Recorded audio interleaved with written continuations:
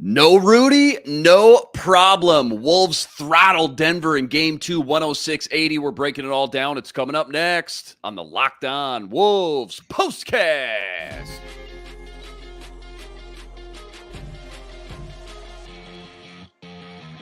You are Locked On Wolves POSTCAST, part of Locked On Minnesota on the Locked On Podcast Network. Your team every day. What's up? What's up? Back in the lab, back at it. Another T-Wolves POSTCAST episode right here on the Locked On Sports Minnesota Network. You got myself, Luke Inman, at Luke_Spinman. That's the man in the flesh, Jack Borman, co-host of the Minnesota Basketball Party each and every Wednesday. He's on X, at JR Borman13. And Jack, before we jump into all the action, quick reminder, tonight's episode brought to us by Monopoly Go. The new fast-paced game lets you team up with friends for tournaments to unlock awesome prizes like unique stickers, cool playing pieces, and hilarious emojis for taunting your friends. So don't go download Monopoly Go free on Google Play and the App Store. All right, buddy. Here we go. Game 2 in Denver. And the theme tonight, if I had to pick one, no Rudy, no problem. I mean, there were times out here, Jack, and we'll get into it all. It looked like the varsity versus JV squad out there, at least early on in this one. Wolves absolutely suffocating defense. They drove Denver nuts all night long. Wolves up 8 after the first quarter, but that was only the beginning. I mean, you named it. They crushed it. Turnovers, points off turnovers, fast break points, rebounding, any special team stat you could think of, the Wolves won it. They put the Nuggets in the spin cycle, man. It was second quarter domination, 33-15. Wolves go into the locker room with the 61-35 lead, 26-point advantage. In fact, Cat and Ant alone outscored Denver 36-35 in the first half. So second half we go. Wolves got the lead as high as 32 at one point. The Nuggets' largest deficit at home in the playoffs ever, all time. However, okay, Nuggets going to 8-0 run to end the third quarter. They're down 22 going into the fourth, but it was just more of the same. Too little, too late for Denver, and your Minnesota Timberwolves have just gone up 2-0 on the defending champs in their home building, no less, after this dominating 106-80 performance. So much to break down, Jack, but let's just start with your biggest takeaways and kind of your A topics first and foremost. Yeah, first of all, congratulations to Rudy Gobert and his girlfriend Julia, welcoming their first child, a baby boy, this morning here in Minneapolis. I think for me, the biggest thing has just got to be the way that this team set their tone with their defense. And it started there, and it ended with Anthony Edwards getting MVP chants in Denver and us hearing very loud Wolves in 4 chants in Denver. So, all the credit in the world there. And then, I think they really just stuck with their game plan, which was awesome. They really sold out to take away the Jamal Murray and Nikola Jokic pick and roll. And they let Aaron Gordon do pretty much whatever he wanted to in the first part of the game. He had 13 of the Nuggets' first 17 points after scoring just 9 points in game 1.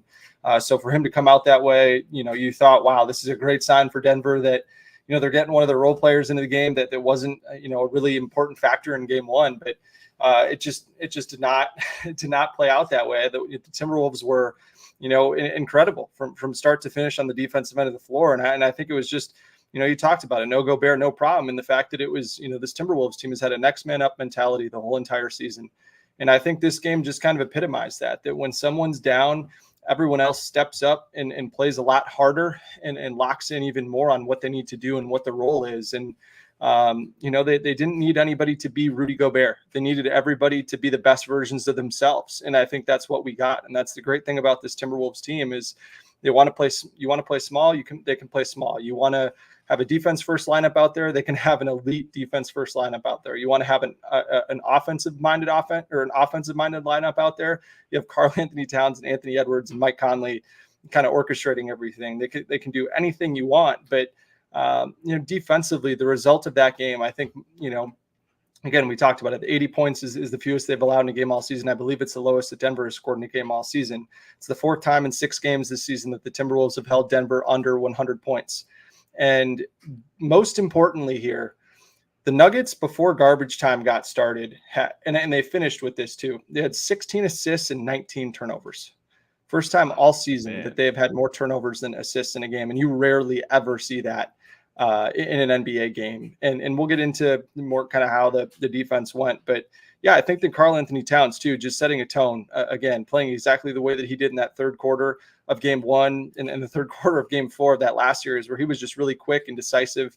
Every time he caught the ball, he was doing something quick, whether he was putting it on the deck and getting downhill, or whether he was, just getting up threes. It felt like every decision that he made was the right one early in this game. And I think, again, when Karl Anthony Towns gets into a rhythm offensively and how easy he can score in bunches, I think it just opens everything up for guys like Anthony Edwards, for Mike Conley, for Nickeil Alexander-Walker, hell, for Naz Reid to get into the paint, which is super important. And I had written down here, I think it's just the manner in which the Timberwolves went about their business and how relentless they were. Especially defensively. I think how sharp they were offensively for the entire first half is really going to go untalked, kind of underheralded, I guess, with how good their defense was. But I mean, offensively, they were getting good shots every single time down the floor. And when we were all focused on their defense, but I think when you wear a team out defensively like that, they don't want to go back and guard on the other end of the floor. The Timberwolves are one of the rare teams in the NBA where when they get in a hole, they don't try to make it back with Michael Porter Jr. really bad transition 3-point shots, or, hunting to try to get up as many threes as you can to try to turn the game into a math equation. They just really dig in defensively, and the Nuggets didn't want to do that at all. I had written down here, it is 11:47 p.m. here in Minneapolis. I had the time of death at 9:57 p.m. Central Time. 54-30 at the 3:24 mark of the second quarter. Up to this point, this is what I had written down. All the Nuggets did was complain, not compete. Malone called a timeout to just berate the ref, Mark Davis, and didn't get a technical, which I thought was hilarious and awesome at the same time. Right before this, you had Jamal Murray throwing up the Rudy Gobert money signs at the refs, and then threw a heating pack from the bench onto the court, which is just it's amateur hour. I mean, I don't, there's no place for that in the NBA. Jokic started getting overly physical with his arms. You can just kind of tell. It's kind of like when, we talked about this a little bit with Nurkic in the last years, where Nurkic would just get really aggressive and kind of just start flying his arms around everywhere. So he started doing that. And then you just got super loud, "Let's go Wolves" chants before halftime in Denver. And for them to be up as many as they were, I think they're up like 27 at one point in the first half. And the Nuggets to get booed off of their home floor entering halftime. This is the second team that the Wolves have done this to, where they've won both of the games on the road, and they've had a team, their opponent, booed off the court by their home fans before halftime is even here. It's just incredible what they were able to do. And then you talked about it just really quick in the first half of this game for the Stars. Jokic and Jamal Murray had a combined 10 points on 4 of 18 shooting with 5 turnovers. They had more turnovers than made shots. Meanwhile, the Timberwolves in the first half of this game, for those guys to play the way that they did, outscore the Nuggets 36-35. Cat had 20, Ant had 16 in the first half of this game. For the two of them to combine for 36 points and 14 of 20 shooting, 2 of 5 from 3, 6 of 8 from the free throw line, was incredible. And the great part about that offensive effort is they were doing it without turning the ball over. The Timberwolves had just 3 turnovers at halftime, and Denver had 0 points off of those turnovers. And that was something that we saw in the last game, where I think the Nuggets had 26 points off of 14 Wolves turnovers. And so for the Wolves Stars to be as efficient as they were and aggressive as they were without turning the ball over only bodes well. And I mean, I think we're seeing now, we thought that Aaron Gordon would be able to defend Karl Anthony Towns, at least to some level, but it really is starting to feel now like the Nuggets have zero answer for Anthony Edwards, and they also have zero answer for Karl Anthony Towns, because not only is he, shooting threes over the top of Nikola Jokic or shooting threes over Aaron Gordon, but he's blowing by Aaron Gordon. I mean, we talked about after game 1 how Ant liked to drag Aaron Gordon out in the perimeter and just really blow by him and make him flip his hips and slide his feet. And he can't do that. But for him to get blown by Karl Anthony Towns, coming off a meniscus injury in his left knee, that's a tough sign for Denver. And that's before you even get into the fact that they, in the second half, are really picking on Jamal Murray, obviously with the left calf strain. Kentavious Caldwell-Pope sprained both of his ankles in the last series. It's really scary right now for the Nuggets. And I said it after 2 games on the basketball party in the in the Phoenix series that series was over, and that you could grab your brooms out and you could see a team that had quit. And I'll tell you what, Luke, I cannot believe I'm saying this about a Denver Nuggets team that I have an immense amount of respect for, but I saw them quit in the first half. I saw them quit. It was one thing to watch Phoenix quit the way they did, but bro, to watch after 6 quarters, it only took 6 quarters, bro, 6 quarters. And like you said, time of death, that second quarter, late in that second quarter, they quit. Just one last thing there. Like, I think the manner in which they're quitting is louder and more embarrassing than the way that the Suns did, in the sense that, Bradley Beal and Kevin Durant weren't losing their minds crying at the refs. Nikola Jokic is screaming at the refs until he's blue in the face. Aaron Gordon gets teed up. Michael Malone calls a timeout just to go and, just destroy the ref verbally, get right in his face, scream in his face, spit in his face. And then Jamal Murray is crying the whole entire first half. Yeah. And it's one of my favorite things about the Timberwolves defense is that all these players are crying for the refs, looking for fouls that they, think that they should be entitled to, because they're not used to seeing a team that plays defense like the Minnesota Timberwolves. They are relentless. They only grow stronger with each stop. You see Jaden McDaniels and Nickeil Alexander-Walker grinning from ear to ear as they're playing defense. It's just a sight to behold, man. And tonight was a night I think Timberwolves fans will remember for a long, long, long time. Top to bottom, start to finish. Try to let's not be a prisoner of the moment here. Let the dust settle. Think about it here long term. Was that one of the best first halves of basketball you've ever seen play out? Not just in Wolves franchise history, but in NBA history throughout the archives of time? Because I was absolutely stunned, like I know a lot of people were. I think defensively, yes, no question about it. I think offensively, when you think about that 2017 Warriors team that had Kevin Durant, Steph Curry, Klay Thompson, they had some incredible first halves where they won first halves by like 40 points. So I think that is probably the pinnacle for me of what I've personally seen with my own 2 eyes. But in terms of defense, I think that was one of the best defensive halves in the history of basketball when you consider the circumstances on the road without the guy that's now going to tie the NBA record for most Defensive Player of the Year awards in a career with 4, and Rudy Gobert, and you still don't skip a beat and prove that you can be even better when you lose your best defensive player. And that's not a slight at all to Rudy. Of course, I think if anything, it's a positive for Rudy, in that Rudy's helped instill a culture of just a bunch of dogs off the leash, and it is scary when all those dogs just start swarming you and they sense fear. And when they sense fear, it's a wrap. And I think, again, I'll call it right now. Time of death, 11:53. This series is over. I really don't think the Nuggets are going to win a game in Denver or in Minneapolis. I think the Wolves are going to be 8-0. I mean, it's Murray's hurt. KCP's hurt. Jokic can't do it. Ant's been the best player on the floor. Karl-Anthony Towns was better than Jokic tonight. I mean, if the Wolves have 2 players, Nickeil Alexander-Walker was better than Jokic tonight. If you have 3 players on your team that are playing better than the other team's best player, and you just got booed off your home court, you lost by 26 at home in game 2. I mean, what more do we need to see? No, I get it. I totally get it. I know it. And now you think about this Nuggets team. I mean, they were so frustrated, man. They were so in their head in this one. Now they have to sit on this game, this performance, for another 3 full days, 3.5 days, pretty much. They don't get to play and kind of try to exercise these demons, shake out all that bad mojo until Friday night. Oh boy, that's going to be a long week for sure. You kind of touched on it here just real quick. I know we got to keep moving on to segment 2, but you think about, okay, no Rudy for this game. All right, brutal. But that bench, man, I mean, everybody knows the Wolves bench is one of the best in the biz this year. I get that. But can you just real quick, 60 seconds or less, break down just how special, how unique it is to have guys like Naz Reid and not come off the bench and make the impact they do on both ends of the court? Because it just doesn't get old to watch here, Jack. It's unbelievable.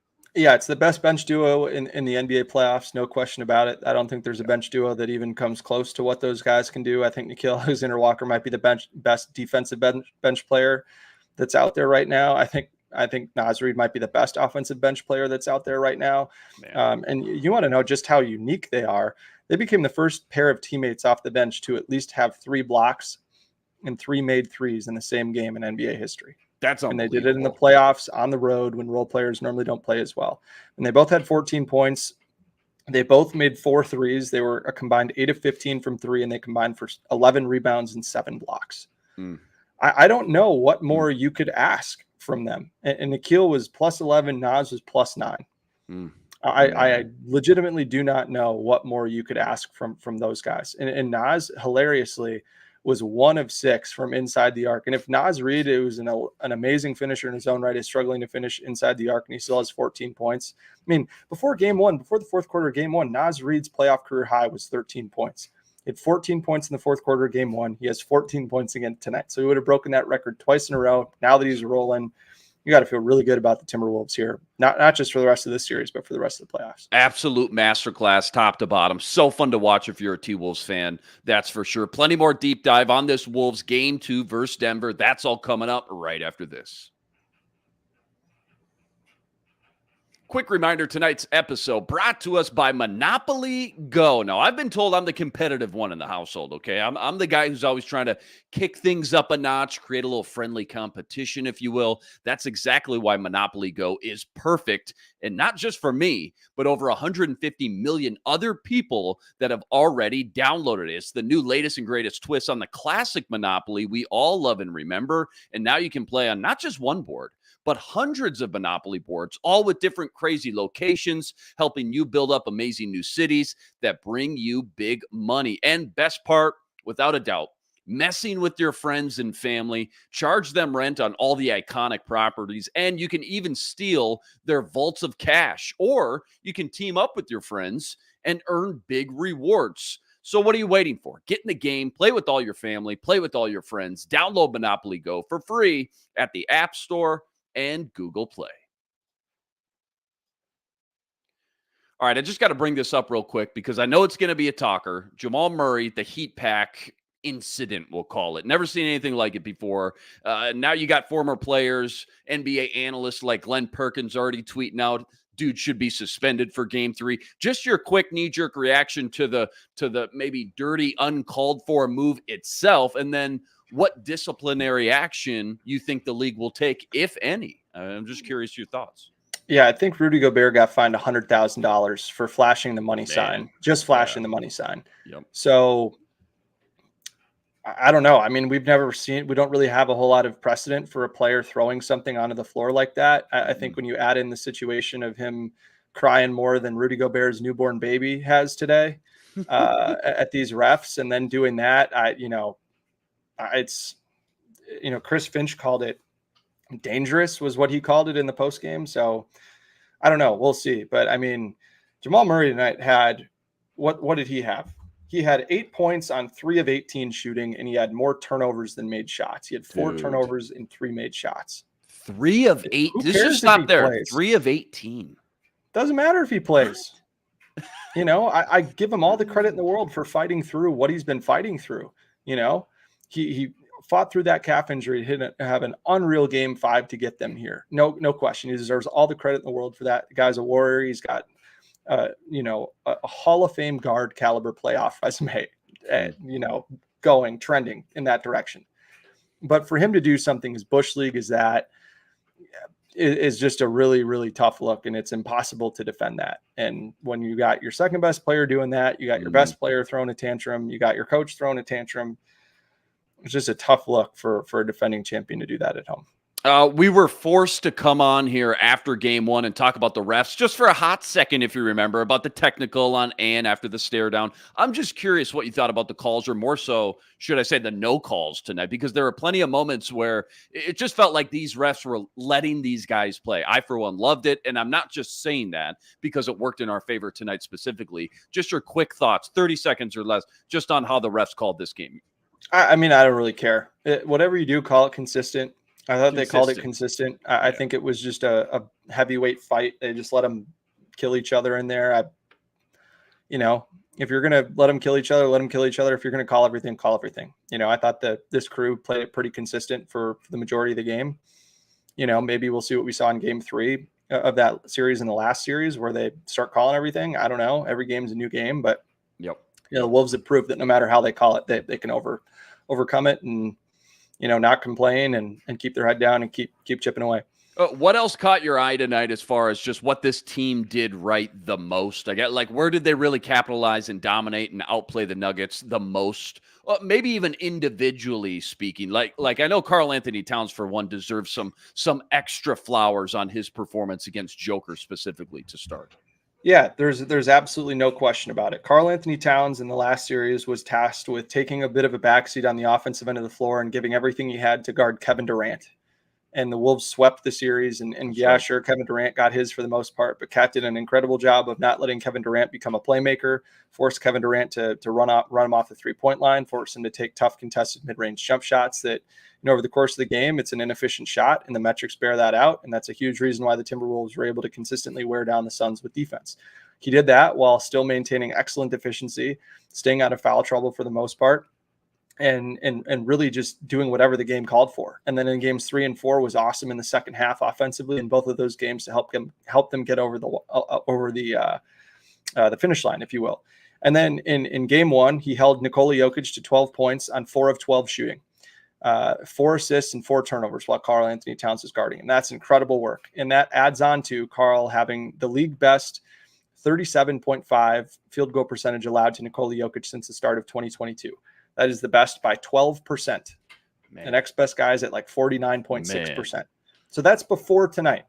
We don't have the matchup numbers in yet, so we don't know. But for Karl Anthony Towns to do that against Kevin Durant, do whatever the team called for, be super cool with them, start closing with Nickeil Alexander-Walker, who's being a team first guy. And then in this series, he's kind of thrust into really being, more of a co-Batman than a Robin, if you will, with how much they need him offensively. And what has he done? I mean, he's, tonight has 27 points on 10 of 15 shooting, 3 of 5 from 3, 4 of 4 from the free throw line, 12 rebounds, 3 stocks and an assist.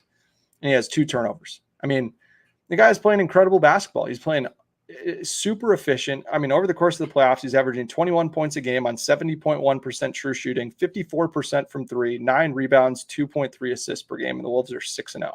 I mean, he's pretty much erased any possible doubt about, his playoff resume so far in these 6 games. And he may not even be halfway done with his 2024 playoffs. I think people really need to stop thinking that Cat is just some soft guy that doesn't get it done. I mean, you have to go look at the rosters that he played with over his time in Minnesota. The NBA is way too talented for someone not named LeBron James to just drag a team to the playoffs and have success in the playoffs. It is literally impossible to do that in the NBA, in today's NBA. And then beyond Karl Anthony Towns, you have Kyle Anderson, who steps in for Rudy Gobert tonight, who is incredible in this game. Kyle Anderson had 6 points on 3 of 8 shots. He took 6 of those in the first quarter, I believe. He just came in and started chucking a little bit too much, but had 9 rebounds. 7 of them were offensive rebounds. Pretty impressive stat there. And then 8 assists to just 2 turnovers, 2 steals, 1 block. I thought the way that Kyle Anderson set screens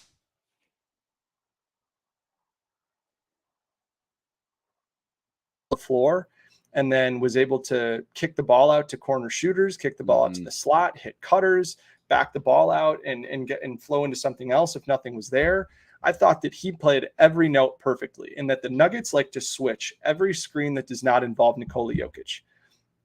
And Nikola Jokic was guarding Kyle Anderson in this game. So you'd think, you want Kyle Anderson setting more screens so that Karl Anthony Towns isn't setting screens, potentially setting illegal ones, getting into foul trouble. And so what the Wolves started to do is they started to set off-ball screens for Kyle Anderson to get Jokic off of Kyle Anderson so that when Kyle Anderson would come to set a screen, he would be in the middle of the floor with Jokic in a drop defense. And Jokic is a terrible rim defender, especially in the playoffs so far. He's been really underwhelming. He's definitely improved. Has that always been like that? Does that surprise you? Is that always been like that? I mean, he mostly plays up at the level of the screen, and he's more aggressive because he's a good defensive playmaker, out in space rather than defending the rim. But, Kyle Anderson, I like him going downhill against Nikola Jokic, waiting for him in the paint. I mean, Kyle's a good finisher, but Kyle's a really, really good passer. And at 6'9", he can throw any pass over the top of the defense, and he just carved up the Nuggets defense. And it's, again, the Wolves late in the third quarter of game 1 took Rudy Gobert off the floor, put Kyle Anderson in there so that he could play the 5 and he could just kind of be, that guy that sets a bunch of screens, gets the ball in the middle of the floor. And then, you've got 4 shooters around Kyle Anderson, who's also more than capable, pretty much unlike Rudy Gobert, of putting the ball on the deck and then finishing. So he just unlocks so much. But I think the caveat there is he has to play with only one of Karl-Anthony Towns, Naz Reid, and Rudy Gobert. And they did that obviously tonight with no Rudy. And that's why you see Kyle Anderson find so much more success, which I think was awesome. And then you just want to look at some key areas here. I mean, Minnesota before garbage time, bench scoring was 34 to 18, excuse me. And Justin Holiday had 13 points on 4 or 5 shooting from beyond the arc. Like, that's probably the best game he's going to have in this whole series. And the Wolves bench still just dominated the Nuggets. I mean, Christian Brown only 11 minutes. Reggie Jackson only 10 minutes. Had 3 points on 1 of 6 shooting. His only 3 came right at the start of the third quarter, I believe. So, there's just not a whole lot going for Denver. And if you're getting really good games from Kyle Anderson, Nickeil Alexander-Walker, and Naz Reid in the same game, like if I told you Jaden McDaniels would have 5 points through games 1 and game 2, yet somehow be a plus 40 through 2 games, you would probably think I was on drugs. And there's no way. Yeah, I am high on a drug right now, and that is the Minnesota Timberwolves defense. No question about it. But again, Jack, it was one thing to do all those same things against a Phoenix team. It's a whole nother animal doing it against this Denver team. So 6 playoff games we've watched now, Jack. Wolves haven't lost a game. They're 6-0. What kind of message are they putting out there to the rest of the league right now when you try to summarize these last 6 games? Like, what's the number one takeaway as far as the identity, the makeup, and the ceiling of this Wolves team? I think, it starts, you've got to have a megastar. If you want to go far, you've got to have a megastar. So you can't true. just have a team that's really deep and then have maybe a couple of 1Bs or a couple of 2s. The Wolves may have the best player left in the playoffs. I mean, Ant has thoroughly outplayed Nikola Jokic in this series through 2 games.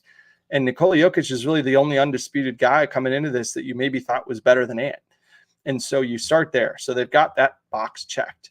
And then do they have a clearly defined number 2 scoring option that they can go to if Ant's not playing well, or, the need to have a lead dominant scorer out there on the floor if Ant's on the bench? Yes, they do. And Karl-Anthony Towns, we've been over this, how efficient he's been.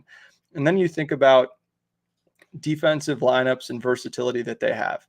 They have a defensive quartet of Nickeil Alexander-Walker, Jaden McDaniels, Anthony Edwards, and Rudy Gobert. That is the best defensive quartet that is left in the playoffs by a mile. They can play any which way. They can play small with Mike Conley, Nickeil Alexander-Walker, Anthony Edwards, Jaden McDaniels at the 4, and Gobert or Towns at the 5. We saw them close with, those lineups with either big in there in games 3 and 4, and did it with a lot of success. And then you have guys off the bench that if someone gets in foul trouble, you can go to any of Naz, Nickeil, or Kyle Anderson. And then if Mike Conley gets in foul trouble, who do you have off the bench? You have Monte Morris, who's one of the most sure-handed point guards in the entire NBA. And then you have Jordan McLaughlin waiting in the wings now if Monte Morris's finger injury is more than just a done for the rest of this game injury, who has played in the rotation for pretty much the whole year. I mean, they have the star power, they have the depth, they have the versatility that you need. They have a coaching staff that has proven themselves. They've proven that they can win on the road. They're 4-0 on the road, which is crazy. And they're not scared of anybody. I mean, and you think about all the teams that they could play, I'm pretty sure that they've won on the road against all the other rest of the teams that they could potentially play. And maybe they didn't beat Boston, but that game where they traveled to Boston the day of the game, they didn't have Mike Conley. I don't think they had they didn't have Gobert either. Conley or Gobert, and the plane left at 3 a.m. They went to overtime. What do you want? The plane left at 10 a.m. or 9 a.m. and they got there at 1:30 or 2 in the afternoon. I mean, it's just, they check every single box that you need. And they have a point guard too. That's the other really important thing that, I think maybe the Celtics don't have, is you could say, oh, Drew Holiday's a point guard. Yeah, he's not really a point guard. He's more of a combo guard. Right. So, I mean, in terms of their ceiling, what we've seen right now, they've thoroughly been the best team in the playoffs so far. There's no question about that.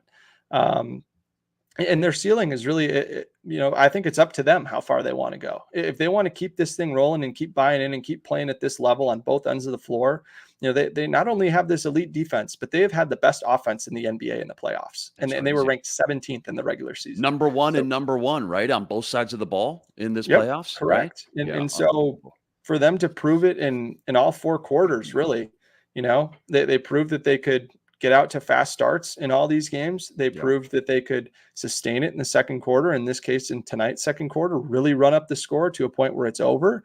And then in the third quarter, they've been the best third quarter team in the NBA in the playoffs. And then in the fourth quarter, they've proven in game 4 on the road against the Suns that they could out execute, 3 guys who are Hall of Fame caliber scorers. Obviously, Booker and Beal probably won't be in the Hall of Fame, but they're that good of scorers. And then to out execute probably the best clutch time team we've seen in, the better part of a decade in this Denver Nuggets team. I understand they're not fully healthy, but to do that at altitude in Denver, not once, but twice in a row, is just incredible. So I don't really know what's on their resume that has you thinking this team can't win a title, or this team shouldn't be the team that represents the Western Conference in the in the NBA Finals. And obviously, I know that they have a series that they have to play if they lock up this series, but it's scary. They've checked all the boxes here, Jed. They've checked every single box. The only thing standing in Minnesota sports fans' way right now is the PTSD. We're just hardwired to expect something bad. It's got to happen eventually here, right? But honestly, that just doesn't feel like the case right now. Happened today. Rudy Gobert couldn't come to Denver. He was ready to come. He couldn't come to Denver because there were wind gusts up to 80 miles an hour in the Denver area today that canceled hundreds of flights in and out of Denver, the 3 Denver airports. And that was the reason why he couldn't get to Minneapolis or get to Denver. And they didn't even need it. I mean, that was the shoe that dropped, right? And that was it. That was supposed to be it. It didn't matter. All right, couple minutes left. We got to fly through segment 3. We got to preview game 3 Friday night. That's all coming up right after this.